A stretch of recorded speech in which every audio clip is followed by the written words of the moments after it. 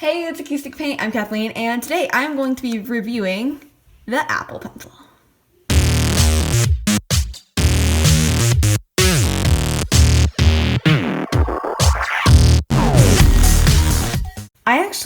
Just a fun little fact, I guess, or you could do it too. I use this as like the case for it. Like when I travel, I just put it back in the packaging because it's pretty strong. And yeah, for 100, I know that, okay. It's silly that I'm doing this because the new one just came out, but I'm also going to be showing you probably just, I don't know, I guess this is the old one now. Comes with just a little pamphlet on how to use it, everything. I didn't need to use this, so it's pretty simple. Since I did tell you I use this packaging a lot, it's a little broken now, like this part pops out, but I try to keep it in there. It comes with an extra little like nib to put on the top of the pencil. And then also comes with the charging thing. So you can see the picture, you plug your lightning cable into like this side, and then you plug the pencil into this side. A lot of people think you can only charge the pencil by plugging it into your iPad. I never do that except to connect it because it seems like it's gonna be really flimsy and break off. So I always do it this way, and it's really efficient.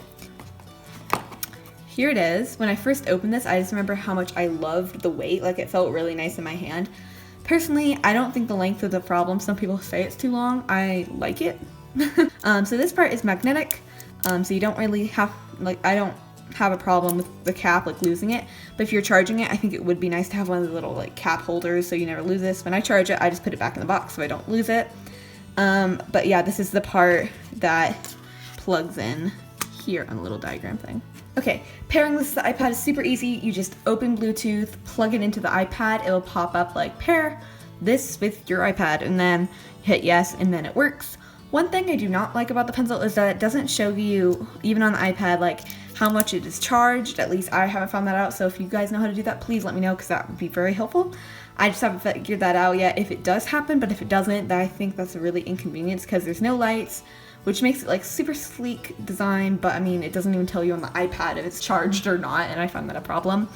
So like when it dies all of a sudden, it's just kind of frustrating. So I really like this. I'm really glad I went with it because I was going to get the cheap stylus off of Amazon, but I ended up just going with this because it has the whole pressure sensitivity and it's super nice, and it was actually made for the iPad.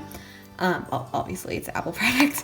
So yeah, that is all for this video. Be sure to like and subscribe if you haven't already. Turn on your post notification bells to be alerted each time we post a new video, and don't forget to have a fabulous day. Bye!